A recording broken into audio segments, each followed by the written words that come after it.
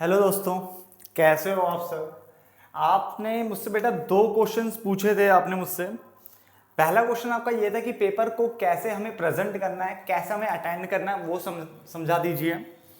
और दूसरा क्वेश्चन ये था कि जो इंपॉर्टेंट क्वेश्चंस की जो लिस्ट है वो बता दीजिए। तो जहां तक इंपॉर्टेंट जो क्वेश्चंस की लिस्ट है वो कल 11 बजे से पहले पहले आ जाएगी, जहां तक है। ठीक है ना।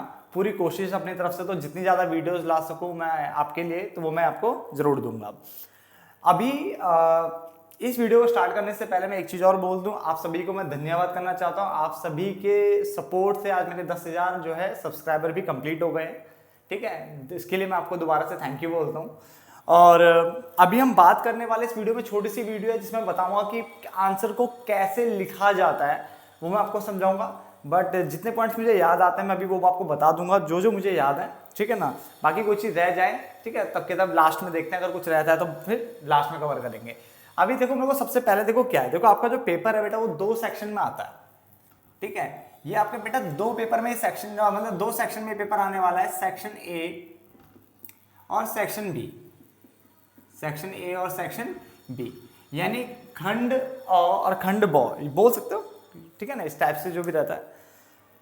अब हमें करना कैसे है, देखो सब एक आपका जो क्या बोलते हैं उसे सेक्शन होगा वो आपका होगा स्टैट का, और एक होगा बेटा आपका किसका, माइक्रो इकोनॉमिक्स का। ये 2 होते हैं आपके पास, ये तो आपको पता है।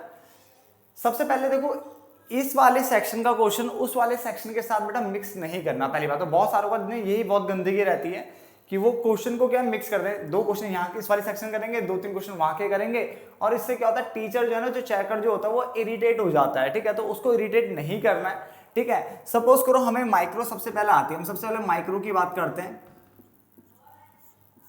हम किसकी बात करते हैं, माइक्रो इकोनॉमिक्स की बात करते हैं। और माइक्रो इकोनॉमिक्स में मान लो आपके पास कुछ भी जो भी क्वेश्चन आते हैं तो उसको अटेंड कैसे करना है। सबसे पहले तो देखना है कि आपको इन क्वेश्चनों में से कौन सा क्वेश्चन ज्यादा आते हैं। सपोज करो क्वेश्चन आपके आते हैं, इसमें 14 क्वेश्चन आते हैं, मान लो 14 में से मान लो 3 क्वेश्चन आपको एग्जैक्ट बिल्कुल सही सही आते हैं, तो बेटा पहले इन 3 क्वेश्चनों को ही अटेंड करना है।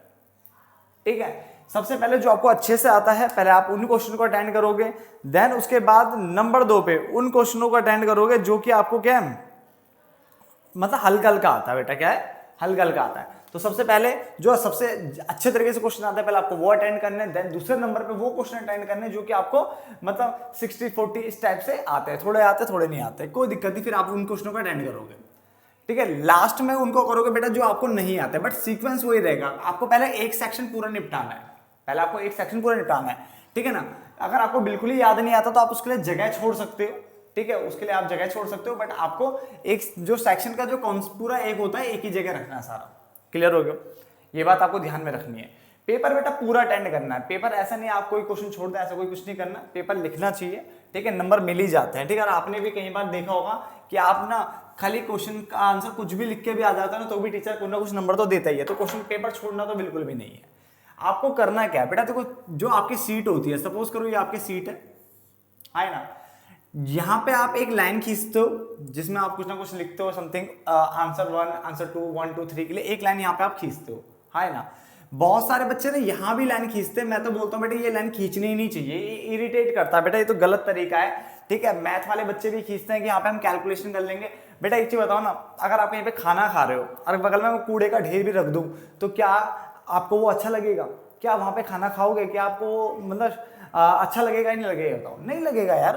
अगर आप यहाँ पे 1 2 3 के लिए लाइन खींचते हो और इस तरफ आप क्या कोई भी कर, मान लो इको में ही कोई न्यूमेरिकल क्वेश्चन आता है, आप कर रहे हो यहाँ उसकी कैलकुलेशन कर रहे हो, खिचड़ी यहाँ खिचड़ी पका रहे हो और यहाँ पे साफ साफ कर रहे हो, तो भाई सीधी सीधी बात ना, वो एक कहीं ना कहीं इरिटेट तो करता ही करता है, कहीं ना कहीं इरिटेट तो करते हैं। कहाँ तो फिर कहाँ करें हम उसका, मतलब जो हमें उसका न्यू कुछ भी हमें कैलकुलेशन करनी कहाँ करें? तो बेटा सबसे लास्ट सीट होती है आपकी, लास्ट सीट में ऊपर रफ लिख लीजिए और उस लास्ट सीट को यूज कर लो ना उसके लिए। इससे बड़े सबसे लास्ट में कचरा रखो ना, बात खत्म। सीट के बीच में कचरा करना ही नहीं है। सीट के बीच में आपको बिल्कुल साफ सुथरे आपको उसको आंसर देना, ताकि टीचर कहीं भी आपका नंबर ना काटे। तो सबसे पहली चीज तो हमें ये साइड में जो एक और लाइन खींचते हो ना, ये बिल्कुल नहीं खींचनी। इससे एक फ्रंट में यहाँ खींच सकते हो, यहाँ कोई दिक्कत नहीं है। ठीक है, ये खींचनी भी चाहिए ये वाली, बट इसकी जरूरत मुझे बिल्कुल भी नहीं है, चाहे वो आपका न्यूमेरिकली पेपर क्यों ना हो कोई भी। ठीक है, ये बहुत बेकार चीज है। आप यहाँ पे इस जगह से लाइन खींचते हो तो हम इसको हटाएंगे और यहाँ पे लाइन नहीं लिखेंगे, आपको याद मतलब लाइन नहीं खींचनी है। ठीक है ना, तो ये याद रखना यहाँ कोई भी लाइन आपकी नहीं होनी चाहिए। देन उसके बाद दूसरी चीज आपकी ये होती है कि जैसे आपकी आंसर शीट में थोड़ी बड़ी बना देता हूं उसको, ठीक है, ये आपकी आंसर शीट है, मान लो आपने यहां एक लाइन खींची। अब आंसर लिखने का तरीका बेटा सबसे अच्छा ये है कि आप यहां लिखो आंसर 1, इस तरह से लिखिए, यहां आंसर 1 मत लिखिए, ठीक है, क्योंकि ना पता है सबसे ज्यादा दिक्कत क्या होती है बच्चों के साथ, बच्चों के साथ ये दिक्कत होती है, पहली चीज वो कटम पिटा बहुत करते हैं।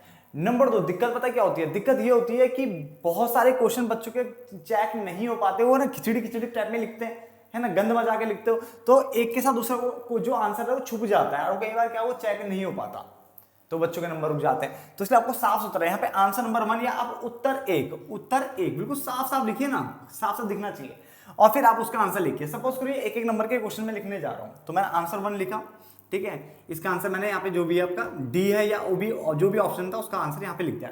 बहुत सारे बोलते हैं भाई हम डी लिखेंगे, ये नहीं लिखेंगे, ऐसा नहीं है बेटा, डी में जो पॉइंट नाम था वो भी लिखिए, फिर 2 लाइन का गैप रखिए, फिर आंसर 2, बेटा 2 लाइन का गैप जरूर रखना चाहिए ताकि आपके टीचर को आंसर आपका साफ साफ दिखे और कोई भी आंसर चेक करने में छूटे ना।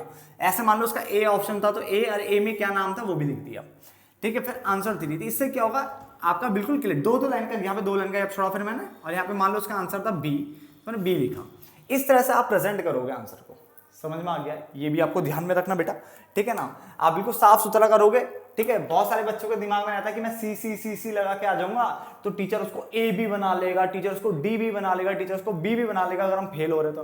बेटा ऐसा कोई कॉन्सेप्ट है नहीं, ठीक है ना, ठीक है, ये तुम पहले ही अगर दिमाग में बैठ लो कि मुझे भीख ही मांगनी है टीचर से, तो बेटा फिर पास ही कैसे होंगे, बात को समझो ना। टीचर आपको नंबर देगा बेटा, बहुत रेयर केस है, टीचर आपको नंबर देगा ही देगा, इसलिए ना वहां मत सोचो, आप खुद पे दम रखो ना कि मैं पास कर सकता हूं उस पेपर को, तो इसे सीडीआर ऑप्शन प्रॉपर आपको आंसर देख के आना है, क्लियर।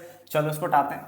अब मैंने आपको बोला कि आपको सबसे पहले क्या है, इधर आंसर लिखना है बेटा। अब ये तो एक एक नंबर के क्वेश्चन वाली बात हो गई, एक नंबर के क्वेश्चन आपने लिख लिए मान लो। अब बड़े क्वेश्चनों की बात करते हैं। बड़े क्वेश्चन को बहुत अच्छा लगता है अगर आप ना उसको पॉइंट बाय पॉइंट लिखो, पॉइंट बाय पॉइंट लिखते हो तो काफी अच्छा उसका ना मतलब इम्पैक्ट पड़ता है, काफी अच्छा उसका प्रेजेंटेशन काफी अच्छा आ जाता है। बट अगर आपको पॉइंट नहीं आते कोई दिक्कत नहीं, आप क्या करो, देखो मैं यहाँ से देखो मान लो कोई आंसर लिख रहा हूँ, मान लो इसमें इसका आंसर लिखना है, तो आंसर कभी भी डायरेक्ट स्टार्ट नहीं होता बेटा। अगर आपको कोई पॉइंट समझाते, सपोज करो पहले पॉइंट वाला कोई क्वेश्चन है, तो आपको डायरेक्टली आंसर नहीं समझाना, आपको पहले बोलना क्या, उनसे उसको बोलना कि क्या नाम है, जिस चीज के बारे में बता रहा हो पहले उसके बारे में 1 या 2 लाइन लिखी, सपोज करो यहाँ तक लिख दिया, और लिख दिया पॉइंट्स हैं, following are the points of this this this, या following are the assumptions of this this, इस तरह से एक लाइन आई। देन उसके बाद पॉइंट्स, पहला पॉइंट मान लो ये आ गया, दूसरा आ गया, तीसरा आ गया, आपने जो भी पॉइंट लिखे, ठीक है, अगर पॉइंट वाला क्वेश्चन है तो ठीक है, लिखा चौथा। और उसके बाद बच्चे क्या करते हैं, इसको यहीं पे छोड़ देते हैं, बेटा नहीं, प्रॉपर अगर स्टार्टिंग करिए ना आपने तो प्रॉपर एंडिंग भी करो, फिर उसके बाद लिख दो, ठीक है। अगर आपको कुछ भी नहीं आता लिखना तो भी आप इस तरह से लिख सकते हो कि ये ऊपर दिए गए इस चीज के असम्पशन है, बस खत्म, ऐसे करके क्लोज करो तो इसके प्रॉपर ओपन और प्रॉपर क्लोज का ऑप्शन आ जाता है, जिससे क्या है काफी अच्छा आपका आंसर वहां पे प्रेजेंट होता है, ठीक है। ये बहुत सारी चीजें हैं बेटा जो बीए, बीकॉम, एमए, एमकॉम और एमबीए वाले बच्चों को मैं सिखाता हूँ ताकि वो एक बार में पास हो जाए। बहुत बच्चे होते हैं जो 5-5 साल लग जाते हैं, 3-3, 4 साल लग जाते हैं, पास नहीं हो पाते, बट उनको प्रेजेंटेशन सिखा दो ना तो वो आराम से पास हो जाते हैं, ठीक है। तो हमने ये तरीका सीखा। एक और चीज देखते हैं।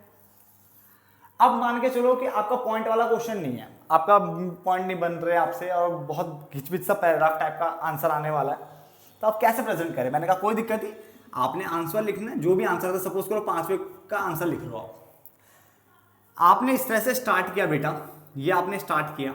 जब भी आप स्टार्ट कर रहे हो ना और आपको मान लो पैराग्राफ एंड करना है, तो बेटा कभी भी पैराग्राफ एंड यहां मत करा करो, उसको इतना प्रॉपर बॉक्स मत दिया करो, पैराग्राफ बीच में इधर इधर ऐसे करके एंड किया करो। तो जैसे मान लो एक पैराग्राफ वाला क्वेश्चन है, आपके पास पॉइंट नहीं है, उसको भी पैराग्राफ छोटे, उसको एक काम करो, पॉइंट नहीं है ना आपके पास तो छोटे छोटे पैराग्राफ तो आप बना सकते हो, तो कोशिश करो आप छोटे छोटे पैराग्राफ बनाओ। जैसे मान लो मैंने आंसर प्रेजेंट किया, ये मेरा आंसर आ रहा है और फिर मैंने यहाँ पे इसको छोड़ दिया, यहां मत खत्म करो, देखो यहां खत्म करते हो तो फिर पूरा प्रॉपर बॉक्स बन जाता है, अच्छा नहीं लगता है। देखो हो गया, फिर आप चाहे एक लाइन छोड़ दो, चाहे कोई बात नहीं भी छोड़ना चाहते हो, फिर यहाँ पे मैंने खत्म कर दिया, अगला पैराग्राफ बना रहा हूँ, छोटे छोटे पैराग्राफ, मान लो मैंने अगला पैराग्राफ मैंने सिर्फ इतना ही बना के छोड़ दिया, फिर अगला पैराग्राफ ये बनाया, सपोज करो मेरे इतना ही आ रहा है, ठीक है। आप चाहे एक लाइन छोड़ सकते हो बीच पैराग्राफ में, ठीक है ना, कोई दिक्कत नहीं। अब मैंने ये बनाया, ये पैराग्राफ बना रहा हूँ, ठीक है ना, और ये मैंने बनाया, तो आप क्या है इस तरह से क्या है, मैंने यहाँ पे मान लो खत्म कर दिया। तो छोटे छोटे पैराग्राफ में भी अगर आप लिखते हो तो भी वो काफी अच्छा प्रेजेंट होता है, ठीक है। अब बहुत बच्चों के देखो एक और गलती दिखाता हूँ, देखो सबसे बड़ी गलती क्या करते हैं वो, ठीक है। देखो ये मतलब बड़ी क्या बोलूँ मैं, ये बोल सकता हूँ कि छोटी छोटी चीजें जो बड़ी गलती का रूप ले लेते हैं या फिर बाद में आप बोलते हो नंबर कहाँ कट गए मेरे, ठीक है ना बेटा। देखो ये तरीके हैं जिससे मैं हमेशा, मैंने देखा बच्चों के ना 90s बड़े प्यार से आ जाते हैं, मैं ये तरीके सिखाता हूँ और आराम से आते भी है। एक तरीका देखो पता क्या होता है, क्वेश्चन पेपर में लिखा होता है, जैसे मान लो आप आंसर नंबर 7 का आप आंसर दे रहे हो, मैंने बीचों बीच प्रॉपर लिखा। और ये याद ना, बड़े क्वेश्चनों में भी एक चीज समझनी है आपको कि आपको बेटा जब एक क्वेश्चन खत्म हो जाता है और दूसरा आंसर आप लिख रहे हो, तो एक आंसर खत्म हो जाता है दूसरा आंसर लिख रहे हो, तो 2 लाइन का गैप बेटा दे दिया करो, कम से कम 2-2.5 लाइन का, मतलब 2-3 लाइन का गैप दे दिया करो। आप बोलोगे भाई मैं 4-5 लाइन का दे दूं, नहीं वो गलत चीज है। 4-5 लाइन का गैप देने का मतलब समझ रहे हो, आप टीचर को लगेगा इसको कुछ लिखना रह गया होगा, इसको आ नहीं रहा होगा, इसलिए उसने गैप छोड़ दिया। ये भी कई बार टीचर की मेंटेलिटी में रहती है, मैं उसके दिमाग में ये चीज आती है। तो आपको करना क्या, जैसा 2 लाइन या हद भी हो गई ना तो 3 लाइन से ज्यादा मत छोड़ना बीच में। जब आप एक आंसर कर दिया दूसरा आंसर लिखो तो बीच में जो गैप है वो भी 2 लाइन। अब 1 लाइन तो बेकार ही लगता है मुझे, क्योंकि 1 लाइन में क्या वो क्वेश्चन के साथ ना चिपक जाता है, फिर कई बार वो चेक करने में रह जाता है। तो 2 लाइन मेरे को सही लगता है कि जहां तक होना चाहिए। जेल पेन तो अवॉइड ही कर देना बेटा, जेल पेन तो करना नहीं है, ठीक है। आपको जो ब्लैक ब्लू जो भी आप यूज करते हो, बॉल पेन ना वो यूज करना, जेल बेकार चीज है, ठीक है। अब हम बात करते हैं आंसर नंबर 7 की। सपोज करो आंसर नंबर 7 लिख रहा हूं, उसमें ना 1-2 पॉइंट्स पूछे हुए हैं, ऐसे करके पूछे हुए कि क्वेश्चन नंबर 7 था, उसमें क्या नाम है, एक 1 दिया हुआ है, एक 2 दिया हुआ है, ये बता दो इसके बारे में। और बच्चा पता क्या लिखता है क्वेश्चन नंबर 7 में, एक का आंसर ये है, 2 का आंसर ये है। बेटा जब उसने यहाँ पे रोमन काउंटिंग यूज की है तो आप कौन होते हो उसको चेंज करने वाला। आप क्या करते हो, यहाँ ऐसा लिख देते हो, या फिर यहाँ पे ए बी लिखा होगा, आप यहाँ पे रोमन काउंटिंग लगा देते हो। अरे भाई जैसा उसने लिखा है वैसे लिखो ना, अगर वो ए लिख रहा है तो आप भी ए लिखो ना। यहाँ पे बात को समझो मैं क्या कह रहा हूँ, जो वो लिखता है ना बिल्कुल वैसे ही आप प्रेजेंट करो ना उसको। यहाँ पे अगर उसने ए लिखा है तो आप भी ए और बी में दो ना आंसर। उसने अगर क्या नाम है क्वेश्चन नंबर 7 का ऐसे लिखा है, इस तरह से 1 लिखा है, क्वेश्चन नंबर 7 का 1 ऐसे, तो फिर आप भी 1 लिखो भाई। जैसे वो प्रेजेंट करेगा वैसे आप भी प्रेजेंट करो, बात समझ आ गया ना। पर जैसा अब उसने कुछ नहीं बोला फिर तो आपके ऊपर है, मैं तो बोलूंगा फिर तो आप आराम से रोमन काउंटिंग वाला यूज कर सकते हो। और कुछ ना बोला हो तो क्वेश्चन नंबर 7 का 1 2 3 4 5 ऐसे करके, बात समझ आ रही है, ठीक है ना। तो ये छोटी छोटी चीजें होती है बेटा जो आपको ना पता होनी चाहिए कि कैसे हम इसको करते हैं। यहां तक हो गया हमारा, चलो आगे बढ़ते हैं। अगले पॉइंट की बात करते हैं बेटा। हमारे पास अगला पॉइंट जो है हमारा वो ये है कि जैसे मान के सपोज करो मैं कोई भी आंसर दे रहा था, आंसर नंबर मान लो मेरा 7 था, मुझे आंसर देना है। और कई बार वो क्वेश्चन मान के चलो आपका आ जाता है 5 से लेके 6 नंबर का क्वेश्चन होता है। अब आप बोलते हो यार कितना सीट भरनी पड़ जाएगी, बहुत ज़्यादा हो जाएगा।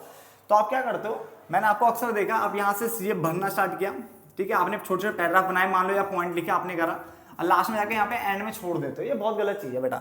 जब एंड तक आप पहुँच ही गए ना कॉपी के या जो भी है, आप एंड तक पहुँच गए तो आप अगले पेज में भी तो जाओगे ना, तो अगले पेज में जाओ ना, यहाँ पे क्यों छोड़ रहे हो क्वेश्चन को। अब बच्चे बोलते हैं यस भाई ने बोला था कि अगले पेज में जाना, बच्चा क्या अगले पेज में ये ले बेटा ये खत्म कर दिया 1 लाइन लिख करके। ये भी गलत है, ये भी टीचर को आप क्या कर रहे हो, परेशान करो कि बेटा आजा पीछे पलट के देख ले, ठीक, गलत है यार। ठीक, कम से कम जब आप अगले पेज में गए हो ना तो 3-4 लाइन तो यार लिख के छोड़ो ना यार, 3-4 लाइन ये 2 पैराग्राफ बना लो, ठीक है, इतना तो छोड़ो ताकि टीचर को लगे अरे हाँ यार लिखा है। आप 1 लाइन लिख करके फिर बोलते हैं टीचर ने यार आधा 1 नंबर कहाँ काटा होगा, मेरा तो सब कुछ सही टिक लगा रखा टीचर ने, वो इसीलिए काट रखा है क्योंकि जब उसने पन्ना पलटा उसने देखा अरे इतना ही लिखा है क्या खाली, या तो इसे बड़े तो यहीं छोड़ देते, यहाँ भी मत करो, थोड़ा सा ऊपर ही छोड़ देते, ठीक है। प्रेजेंट करने का भी तरीका होता है एक, ठीक है ना। तो इसलिए मैंने कहा दूसरे पेज पे गया मैं थोड़ा 3-4 लाइन तो एटलीस्ट मैंने भरी, अगर 3-4 लाइन नहीं है तो 2-2 करके छोटे छोटे 2 पैराग्राफ बना दिए, 2-2 लाइन के या 3-3 लाइन के, ठीक है, वो आपके ऊपर है। क्वेश्चन नंबर जो 1-1 नंबर के जो क्वेश्चन होते हैं बेटा वो तुम क्या करते हो, कई बार एक आपने स्टार्टिंग में करा, मतलब 3-4 आपने स्टार्टिंग में कर दिए, फिर आपको आए नहीं, फिर कुछ पेपर के बीच में चल रहे हैं, फिर कुछ पेपर के एंड में चल रहे हैं, बेटा वो भी बहुत गंदा तरीका है। टीचर को जितना परेशान करोगे ना वो उतना नंबर काटेगा। इसलिए 1 नंबर के क्वेश्चन हमेशा एक ही जगह होने चाहिए। जैसे मैंने करा, आप पहले में या एंड में भी कर सकते हो, सेक्शन के एंड में भी वो 1-1 नंबर के क्वेश्चन कर सकते हो। और सीरियल वाइज हमेशा 1 नंबर के क्वेश्चन सीरियल वाइज होने चाहिए। अगर 1 से लेकर 10 तक मान लो क्वेश्चन आते हैं तो आपको पहले बेटा आंसर नंबर 1 किया, फिर 2 लाइन छोड़ी, फिर 2 किया, 3 का, मान लो जो नहीं आ रहा उसके लिए जगह छोड़ दो, आंसर नंबर 3 लिख के छोड़ दी मैंने उसकी जगह, फिर 2 लाइन छोड़ के फिर आगे काम किया, ठीक है। फिर आंसर नंबर मान लो 7 मुझे नहीं आता, मैंने आंसर नंबर 7 डाल दिया, उसके लिए एक भाई 1 नंबर के लिए एक ही लाइन चाहिए होती है, 1 लाइन लिखा, फिर 2 लाइन मैंने गैप के लिए रखी, फिर अगला बढ़ गया। तो मैं सीरियल वाइज नंबर ही डालूंगा क्योंकि क्या है टीचर कई बार ऐसे ऐसे टिक लगाता है, वो देखता नहीं कि तुम 1 का लिखा है 2 का लिखा है, तो ये भी दिक्कत करता है। तो 1 नंबर के क्वेश्चन हमेशा सीरियल नंबर होने चाहिए, क्या होना चाहिए, सीरियल नंबर होना चाहिए। नहीं आता तो गैप छोड़ दो, बाद में क्या नाम है थोड़ा सा उसको जगह छोड़ दो, बाद में जैसे जैसे आपको लगे आता है या कहीं से पता चलता जो भी है, देखो छुपा तो कुछ नहीं किसी से, ठीक है ना, तो फिर उसके बाद आप इसको फिल कर सकते हो, ठीक है ना। तो 1 नंबर के क्वेश्चन में से सीरियल वाइज करना है, ये दिमाग में रखना है, ठीक है। सेक्शन ए के पहले 1 नंबर के क्वेश्चन आप पहले करो या एंड में करो, आपके ऊपर है। फिर सेक्शन बी जब करोगे तो सेक्शन बी डाल करके उसके क्वेश्चन अगर आप 1 नंबर के पहले करना चाहो या बाद में करना चाहो वो आपके ऊपर है, उसमें कोई वो नहीं है, ठीक है ना। और जो बड़े क्वेश्चन है, जो बड़े बड़े क्वेश्चन होते हैं 3-3 4-4 नंबर के क्वेश्चन होते हैं, क्या 6 नंबर में भी आ जाते हैं जो क्वेश्चन, अगर आपको बहुत अच्छे से आता है तो बेटा आप पहले उनको क्वेश्चन को प्रेजेंट करो, उनको बहुत अच्छे से लिखो, क्लियर हो गया। देन उसके बाद जैसे वो आंसर हो जाए आपका, उसके बाद दूसरा क्वेश्चन वो करो जो आपको आता हो, तीसरा भी वही करना जो आपको आता हो। टीचर को एक तरह से इंप्रेस करो, कटम पिट्टा मत करो। अगर आपको कई बार काटना भी पड़ जाए, सपोज करो मुझे कुछ लिखा मैंने, जहाँ पर मैंने यहाँ पे लिख रहा था, यहाँ पे गो थ्रू ऐसा कुछ लिखना जा रहा था और मुझे लगा और मैंने गलत लिख दिया, तो बच्चे कैसे काटते हैं, ले बेटा ऐसा बिल्कुल उसका कत्ल ही कर देते हैं। ये कोई काटने का तरीका है, टीचर को साफ साफ दिख जाएगा तूने कितने कीचड़ मचा रखा है। तो अगर तुम्हें कोई चीज मान लो काटनी है, तो मान लो मैंने गो थ्रू लिखा था वही, तो मैं कैसे काटूंगा, सिर्फ एक सिंगल लाइन हल्की सी इसके ऊपर ऐसे मार दूंगा। अब सिंगल लाइन मारने से क्या होता है कि टीचर को कई बार वो जो ऐसे गंद करोगे, इससे बढ़िया आपने एक सिंगल लाइन मार दी बीच में बस, ठीक है ना। इससे क्या होता है कि टीचर को दिखेगा ही नहीं, पहले तो वो टीचर को दिखेगा ही नहीं कि आपने वहां पे कोई कट्टा पिट्टा गंदगी मचाई है, ठीक है। और अगर आपको टीचर को लगे यार इसने गलत तो नहीं लिखा देगा, अरे हाँ इसने काटा हुआ बेचारा, कितने सफाई के साथ काटा, वो टीचर उसको देख के भी इंप्रेस होता है कि कम से कम गंदगी तो नहीं मचाई। मैं लिख रहा हूँ so that the value of ऐसे करके लिखना चाहता हूँ, मुझे लगा मैंने गलत लिख दिया, मैंने इसको हल्का सा एक सिंगल लाइन में काट दिया। इससे क्या शीट भी खराब नहीं होती और गंदा भी इंपैक्ट नहीं आता। तो ये काटने का तरीका भी है, बात समझ आ गया ना। तो कुछ बहुत सारी चीजें हैं जो मेरे दिमाग में आ रही है, देखो मैं आपको बता रहा हूँ, ठीक है। हो सकता कुछ चीजें अभी ना आए, बाद में वीडियो बनाने के बाद आए, ऐसा भी होता है कई बार, ठीक है। इंसान है, ठीक है, मशीन तो है नहीं जो सारी चीजें आ जाएगी याद, ठीक है। इसके बाद एक और चीज में जो अभी ध्यान जो आ रही है वो बेटा ये आ रही है कि जब भी आप कोई ग्राफ बनाओ, बेटा इकोनॉमिक्स है तो ग्राफ बनाने को तो आएगा। जहां तक ओजाई तो बेटा देखो आपको बनाना चाहिए, ओजाई पाई चार्ट में से देखो आना होता है, ठीक है। ज्यादा देखा गया तो ओजाई के तो बहुत ज्यादा चांसेस होते हैं आने के पेपर में, लेस देन मोर देन ओजाई आपने करा होगा। तो कोई भी अगर हम ग्राफ बना रहे हैं, हम स्टैट को थोड़ी देर के लिए साइड कर दे, स्टैट के ग्राफ की बात मैं नहीं कर रहा हूं, मैं अभी बात कर रहा हूं आपके माइक्रो के अंदर। अगर कोई भी आपका एमसी एसी या कोई भी टाइप का कोई भी चीज अगर आपके पास आती है तो उसको आप कैसे प्रेजेंट करोगे। देखो आपको क्या करना है, मान लो आपने कोई आंसर लिखा, ये आप आंसर लिख रहे हो, ठीक है, जो भी है। उसके बाद आपने ग्राफ बनाया, प्रॉपर ग्राफ बनाया, एक्स एक्सिस वाई एक्सिस दिखा के आप पेंसिल से, अगर पेंसिल नहीं है तो कोई बात नहीं, पेन से भी बना सकते हो, बट सफाई के साथ बनाना, ये याद रखना ग्राफ, ठीक है ना। आपने ग्राफ बनाया, ग्राफ बनाने का बच्चों का क्या होता है ना कि वो क्वेश्चन को ना ग्राफ को कभी एक्सप्लेन करते ही नहीं है, ये सबसे बेकार चीज है बेटा। आपको लिखना चाहिए इन द अबव डायग्राम, या है ना कि एक्स एक्सिस जो है रिप्रेजेंट कर रही है इसको, वाई एक्सिस रिप्रेजेंट कर रही है इस चीज को, यहाँ पे ऐसा हो रहा है, वहां पे ऐसा हो रहा है। यानी जो आपने ग्राफ के अंदर एक्टिविटी परफॉर्म की है उसको आपको हमेशा एक्सप्लेन करना चाहिए ग्राफ के नीचे, कि इन द अबव डायग्राम करके इसको आपको एक्सप्लेन करना चाहिए। जब ग्राफ बन जाए उसके ठीक आगे से थोड़ा बहुत 3-4 लाइन, 5 लाइन या 6 लाइन में आपको उसको एक्सप्लेन करना चाहिए ग्राफ को, तभी जाकर के क्वेश्चन कंप्लीट माना जाता है, ठीक है। ग्राफ का क्वेश्चन बिना एक्सप्लेन करे कभी कंप्लीट नहीं माना जाता। तो ग्राफ में एक्सप्लेनेशन जो होती है बेटा वो किस टाइप की हो सकती है, देखो वैसे तो आपने सीखी होगी, ठीक है, ऐसा कोई दिक्कत तो है नहीं कि आपने नहीं सीखी होगी।